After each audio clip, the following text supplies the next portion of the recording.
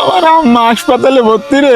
আমি তোর কাছে টাকা চাইছি, বিপদের সময় তো বন্ধু বান্ধবী টাকা দেই। হ্যাঁ, সিটারে চাকরি মানে?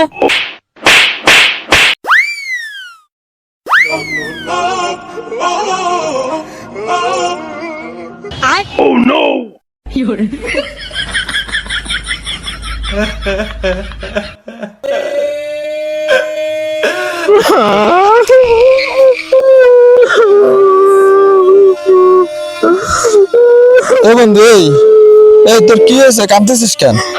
এই সব ঠিক আছে তো? আঙ্কেল আন্টি ঠিক আছে? এই তো লোহা গরম আছে, হাতুড়ে এখনো মেরে দিতে হবে। আমার আম্মা হাসপাতালে ভর্তি রে, খুব অসুস্থ। আমার কাছে টাকা পয়সা নেই, কি করবো আমি বুঝতে পারতেছি না। তোর আম্মা অসুস্থ? তা আগে কবি না, চুপ কর, কান্দিস না।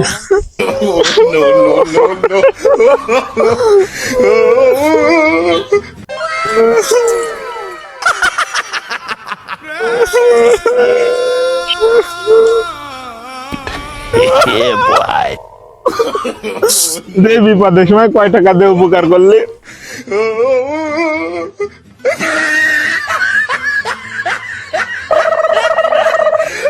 কি ব্যাপার? আলমের আচরণ এরকম অদ্ভুত লাগতেছে কেন?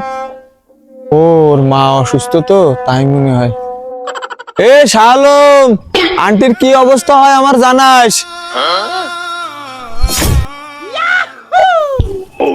আসলে দেশে যে পরিস্থিতি, মুরগিটাকে তিতি দিতি। বেকারে চাকরি দিতে পারে না মন্ত্রীগুলো, সিসি সিসি।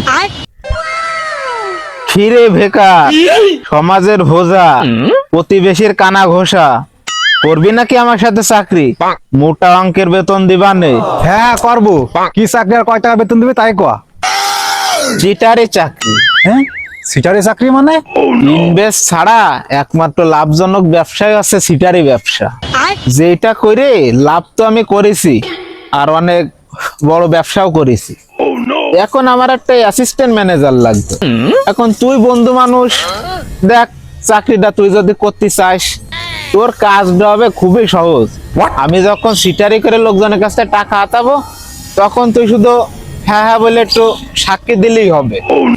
এইটুকুনির জন্য তোর আমি 2 বেলা খাওয়া দেবো আর 15,000 টাকা বেতন দেবো। এখন তুই দেখ কি করবি।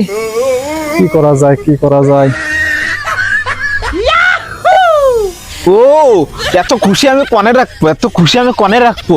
তুই চিন্তা করিস নে, 6 মাস পরে তোর আমি বেতন বাড়াই দিবানে। চল।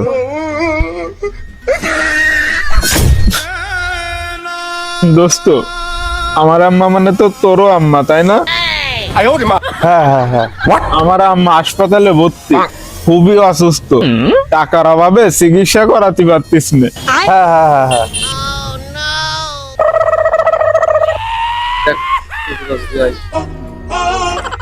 দেখ দেখ, এটাই প্রকৃত বন্ধু। আমি তোর কাছে টাকা চাইছি, বিপদের সময় তো বন্ধু বান্ধবী টাকা দেই। বিপদের সময় টাকা দিয়ে হেল্প করেছিস, বললো একটা কাজে লাগাবানে, থাক তাহলে চলে যায়।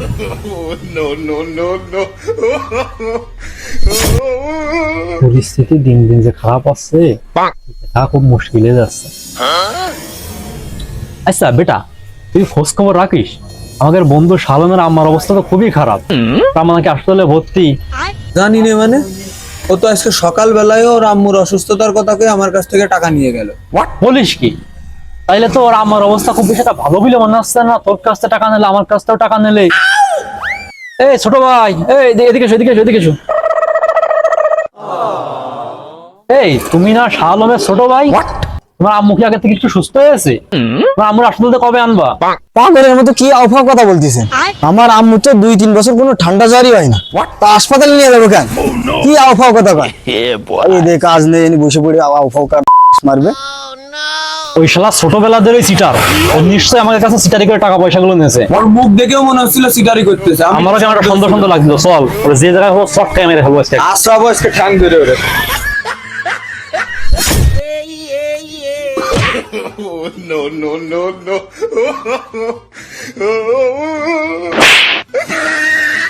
কিরে, তোর আম্মার কি অবস্থা এখন?